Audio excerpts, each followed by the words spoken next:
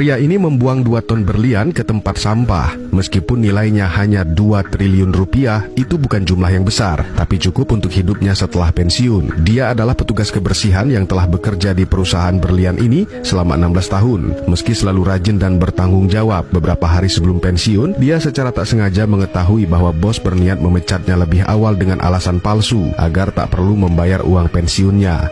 Bos tidak tahu harga yang harus dia bayar demi menghemat beberapa ratus dolar uang pensiun setiap bulan. Sebagai satu-satunya petugas kebersihan di perusahaan itu selama 16 tahun, pria itu mengenal betul setiap ruangan, setiap sudut, bahkan setiap karyawan, kecuali brankas berlian. Lagi pula siapa yang akan curiga pada seorang tukang bersih-bersih, apalagi yang sudah tua dan akan pensiun, merencanakan untuk mengosongkan seluruh brankas. Tantangan terbesarnya adalah mendapatkan kode akses brankas. Untungnya ada satu orang malang lain di perusahaan itu, namanya Laura. Dia adalah karyawan paling rajin dan paling kompeten, kandidat kuat untuk menjadi manajer. Saingannya adalah anak bos sendiri. Laura bukan hanya pasti kalah, tapi juga dipecat demi menghilangkan ancaman bagi anak bos. Laura tidak menolak tawaran si pria. Bagi dia mendapatkan kode akses brankas bukan hal mudah. Namun setelah itu, dia bisa mendapat setengah dari berlian senilai 2 triliun tanpa perlu repot-repot. Pria itu bilang akan menyembunyikan berlian di dalam gelas, menjelaskan cara menyelundupkannya keluar agar dia merasa tenang. Kerugian kecil itu bisa diserap perusahaan dengan mudah. Mereka bahkan mungkin tidak akan menyadarinya. Tapi di hari pelaksanaan tidak sesuai harapan. Ketika Laura tahu perusahaan telah memasang kamera pengawas, dia memutuskan mundur. Laura memberitahunya bahwa ada 8 kamera pengawas, tapi karena keterbatasan sistem, hanya 4 yang aktif dalam satu waktu. Setiap 60 detik, sistem akan beralih ke 4 kamera lainnya. Untungnya hanya 1 kamera yang menghadap ke brankas. Itu berarti si pria punya waktu 60 detik untuk menyusuri koridor sepanjang 100 meter, memasukkan kode rumit, membuka pintu berat, lalu menutupnya lagi.